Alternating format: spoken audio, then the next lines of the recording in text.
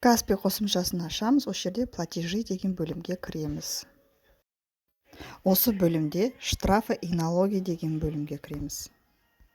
Осы жерде платежи для ИП деп таңдап аламыз.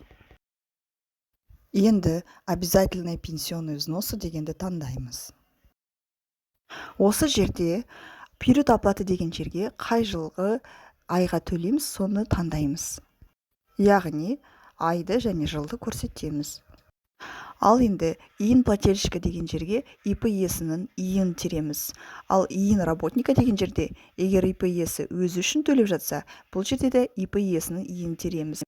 Ал егер өз қол астында істейтін жұмысшысына төлеп жатса, бұл жерге иін работника деген жерге жұмысшының иін тереміз. Сумма деген жерге қажетті сумманы жазамыз, ары қарай к оплате деп басамыз. Подтвердить и оплатить деп басамыз. Енді пенсионный взносы бойынша пеняны қалай төлейміз? Жаңағыдай тура Каспи приложениясына, қосымшасына кіріп аламыз. Платежи бөліміне кіреміз. Все дегенді таңдаймыз. Штрафы и налоги бөліміне, платежи для ИП тура солай кіреміз. Обязательный пенсионный взносы таңдаймыз. Осының үстінен КНП-ның үстінен басамыз. Тағы да пеня дегенді бөлім таңдаймыз, яғни КНП 019. Пеня за несвоевременное перечисление обязательных пенсионных взносов. Уақытында пенсионканы төлемеген үшін пеня болады.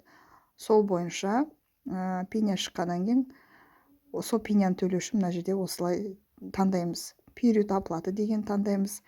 Жаңа қай айға бізде пеня кетіп тұр, уақытылы төлемесек, мысалы ноябрь 2023 айдек уақытылы төлемедік, осы ай үшін пеня кетіп тұр, осылай таңдаймыз.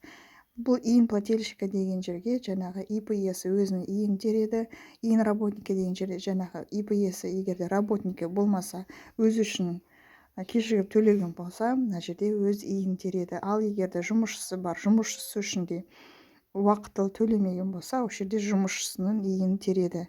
Ары қарай сумма к оплате деп подтвердить оплатить деп басамыз.